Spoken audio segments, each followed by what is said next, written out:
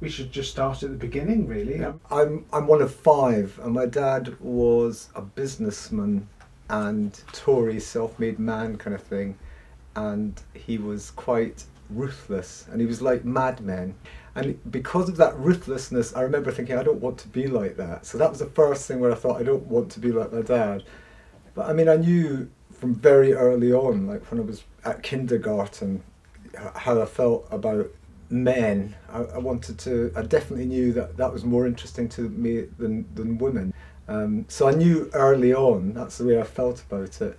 But as I grew up, I mean, it became more obvious. And where did you go to college? I went to college at Edinburgh Art College. What made you want to go to art college? I knew I wanted to do it from about the age of 6 or 7. That's what it was. It was good teachers sort of encouraged me, you know. I wanted to be normal, if you like, and I did want a family, and the only way that it was possible to do that was to be with a woman. Mm-hmm. And I loved my wife, my partner. She was great. It just wasn't the right sort of sex. I don't have any regret about it because I love my sons and I had a great life with my partner. And we're still friends. I mean, we still work together and we still see each other, and we've got a really good relationship. And then I met her at college, and at college there were lots of, at art college, and there was, I mean, half the people were gay at art college, and it was a good free atmosphere. It wasn't anything strange. There was no qualms about it. It was quite open. So I was lucky, and that was in the late 70s, early 80s. Right. Because I'd been with men before I met my wife, but when I did go back to men, it felt like coming home. You felt the relief. You think, because it was difficult in the 70s to be gay. It was, to say it, you had to be really brave. But by the early 80s, it was changing. There was a real sea change, I would say, over 3 years. And it's when Thatcher came in, they thought, right, we're going to stand up for our rights. What are your experiences of being at art school then? Absolutely brilliant. It really was. It was fun. It was serious. It was sort of, people worked really hard. What was the social life like at art school? Great. Fridays were the best. And what we used to do was we would all go to the fashion department. It was kind of punk time. And we would make a costume for the night, for that night's clubs. And then everybody would be sewing until about 8 o'clock. And then you'd present yourself. There was a lot of camaraderie. And I'm still friendly with people now from college. It wasn't anything to be gay. I was always out to all my friends from the start. Sure. You took a year out. Yeah. In Italy? In 78 to 79. Okay. It was amazing. And I had a boyfriend when I was in Italy. It was when I think I was about 21 or something. And I had this relationship with a bloke before I met my partner. And because it was the first one, of course it didn't last, and it was geographically so far away, and it was a bit of a disaster. But that was my first kind of thing. Then I came back and did my final year at art college. Mm-hmm. Were you nervous about the future, or were you fairly confident? It was difficult leaving art college. It was such a community, and suddenly you were just out there and had to make your own living. And I didn't really know. I knew I wanted to do art, which was always the case, but I didn't know how to go about it. Straight away I did commissions, I did portraits. I went to Japan, which was a big step, and I did a set of erotic Japanese gay woodcuts. But my big break was when there was, I was the first artist in residence for South East Arts at the Royal Pavilion in Brighton when I was 26. Yeah, so that was the early 80s. Yeah, 82 to 88 was when my son was born. So we did a lot of hard work. I mean, I did a lot of commissions, and I was getting on my way, and so was she. And then we had our kids, and then we got more commissions when we had our kids. We started working together, and because she was a ceramist, we tended to do mosaics. She would make them in ceramic, I would design them, she would make them, or she would design them and we'd make them together. Well, was Brighton as gay as it appears to be these days? 1982. Yeah, it was a scary time, and it's also the beginning of HIV. I was with my partner, luckily, and I thought, this is not the time to be. I'm glad that I haven't got a relationship with a man at the moment, because it could be dangerous. And we had a rich life, but At some point you've got to become yourself. The opportunity came in 2001. What happened?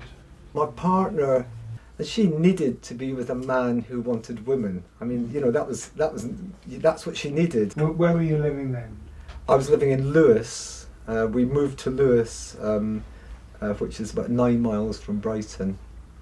And that was great. That was great moving out to Lewes. It was a bit like this. It was a really lovely place, and the kids were at a really nice little school down the road, and they could walk to school. It was great.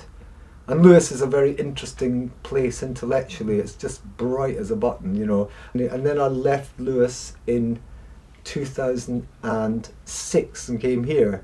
So what brought you to the Isle of Wight? Well, it was Jim. I was doing a set of portraits. The theme was blue-eyed men with beards. While I was doing that, I was on the net, and I saw Jim there, and I thought, he's got a great face. He's got a great face. And I thought, Isle of Wight. Said, how would you like to be in an exhibition? I'm doing this set of men with blue eyes. And he said, no, thank you very much. Very nice of you, thanks, but no. And then a year later, I thought, there's that guy again. He'd just be perfect for the blonde beard. I need a, you know, I was all very schematic. You know, I'd had my red-haired person, I had my black-haired person. I thought, I need somebody with blonde hair. And I said, are you sure you don't want to do the portrait? And he was much more approachable. Go on Skype. And he said, God, are you the guy who approached me last year about the portrait? I said, yeah, I told you. And he said, God, you smile. And I said, well, didn't I smile before? And he said, no, I didn't see you. You look very severe. And we got on really well. And he had 2 kids and I had 2 kids. He said, okay, you can do my portrait. So I came across. Actually, a year later, we were married and civilly partnered and everything. Civilly partnered, not married. You located here about 2006. And how was that? How was life for you? That was a bit of a culture shock because Lewes, there's loads of things happening. But it didn't matter because this place is a paradise, you know, it is a paradise, especially in summer. And I went to the college and I started teaching at the sixth form college. And then I got into key arts and started doing life classes there. Jim was the head of sexual health for gay and bisexual men, and he looked after the well-being of them and publications. So he was doing that while I was teaching at key arts kind of thing. But we used to talk about getting off Alcatraz every 6 weeks. We had to get off the island. So sometimes Jim and I went to clubs and it was a lot of fun, but always glad to get back, always glad to get back. In a way, you know, it was good on the island because people accepted it. Jim and I would hold hands in the beach, nobody would say anything. I'd like to get to a point in the whole thing where it's not an issue. When we got to kind of gay marriage, and that was an amazing point. Jim and I wanted to do it straight away. We'd do all our lives thought, God, wouldn't it be amazing if men could get married? And suddenly you could get married. How was that? How was your wedding? Oh, it was great. We had it here. We decided to spend no money whatsoever on it, just as a challenge. Except we had to rent a marquee, and we had tables all the way down the garden. It was a glorious day, right up to the terrace. All the flowers were picked from the fields, all the food was brought by friends, and it was great. And a friend did the disco for free.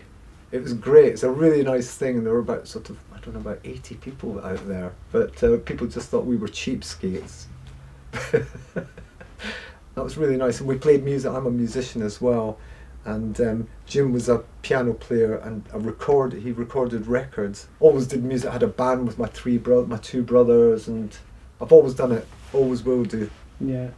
And my son's an opera director. He's really musical, and my other son does kind of serious German club music. What got you interested in keeping all these wonderful animals? I've always loved animals and I love nature. I'd kept chickens in Lewes and Jim fancied it. I said we could keep chickens, it's dead easy, we'll get eggs. And so then we had rabbits free running in the garden, really lovely things. So anything can be a paradise if you find it. So that's my little philosophy, if you've just got a small space. I saw that in Japan. It was so crowded in Japan, and they had these tiny little courtyards, and we'd made a whole world of bonsai in there. And I've got a new project coming up. I did a picture of Ride, and I'm thinking of doing one of cows from the air with a drone. That's a good thing. I'm retired, but I'm not at all. And I don't have to, I don't have to retire.